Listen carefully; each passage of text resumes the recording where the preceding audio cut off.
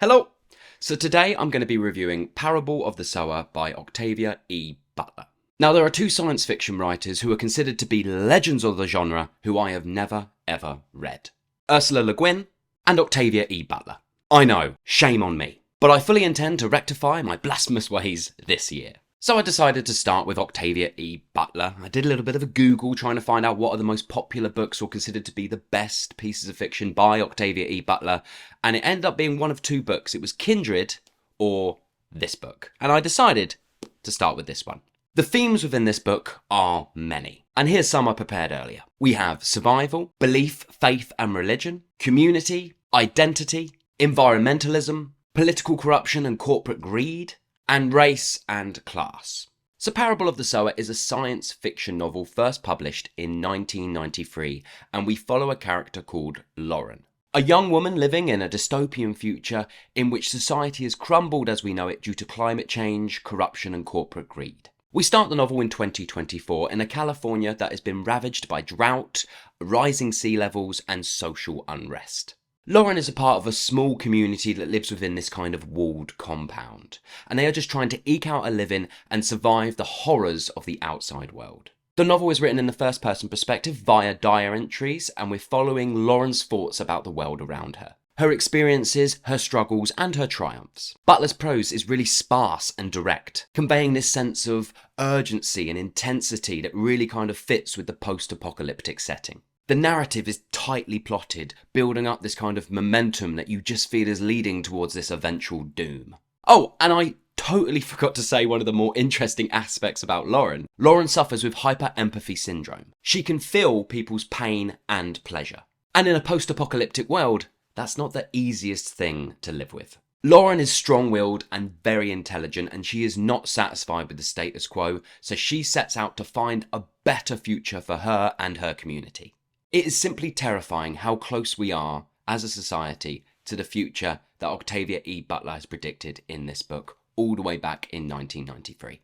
A world ravaged by droughts, wildfires and rising sea levels, political corruption and absolute corporate greed that is just leading to the furthering of the climate disaster and the breakdown of society as we know it. Now I'm going to leave that there as far as telling you what this book is about, because it's quite simple plot-wise, and it would be very easy for me to cover everything that happens within a few sentences. So I'm just going to jump right into what I like and what didn't I like. What I liked. I love the writing style. It was incredibly tight and flowed beautifully. I love the brutality of the writing. This book doesn't hold much back. It gets pretty dark in places. And Lauren's very matter-of-fact diary entries only seems to intensify the horrors of what's happening around her. I really loved Lauren as a character. She was really well-rounded, flawed in some ways, but very, very smart and driven. I also liked all the side characters, the people she meets along the way, their different experiences of what's happening around the world, and how it imbues this sort of overall sense of dread and the complete collapse of society. I loved how subtly but well blended the genres are within this book. Octavia E. Butler has done a fantastic job of sort of blending speculative fiction with horror and science fiction. They all just gel so well together. What didn't I like? Now this isn't a spoiler because I'm not going to mention anything that happens, but I didn't quite like the ending of this book. I felt like things were only just getting going, that we were getting into the meat of Lauren's journey, and it ended. Now I know there is a second book that continues Lauren's story, A Parable of the Talents. I've got it, excited to read it. But I like to judge the merits of a book based on what's between two covers, not four. And I'm not going to lie, I was left a little bit flat at the ending of this book. But that's only because I was enjoying it so much. I was so invested.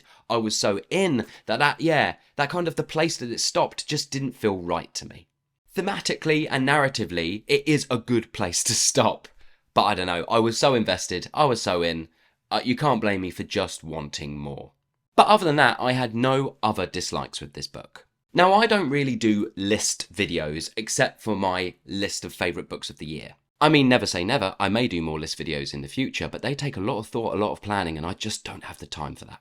But anyway, I don't do list videos, but if I was to do a list of the best dystopian post-apocalyptic fiction, this book, without a doubt, would be within the top 10. Now, please don't come for me too hard, Cormac McCarthy mega fans, but I mean, I would put this definitely above The Road. Why did I say that? The McCarthy fans are definitely coming for me now. Please don't come for me, McCarthy fans. I am one of you.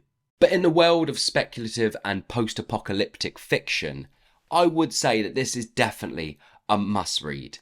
If only for the fact that it was written in 1993 and it seems to have somewhat predicted the world we live in right now, which is terrifying.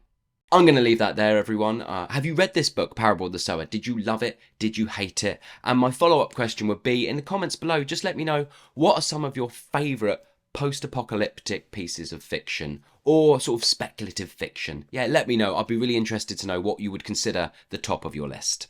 Thanks very much for watching, everybody. I hope you're well, and I will see you on the next one. Bye.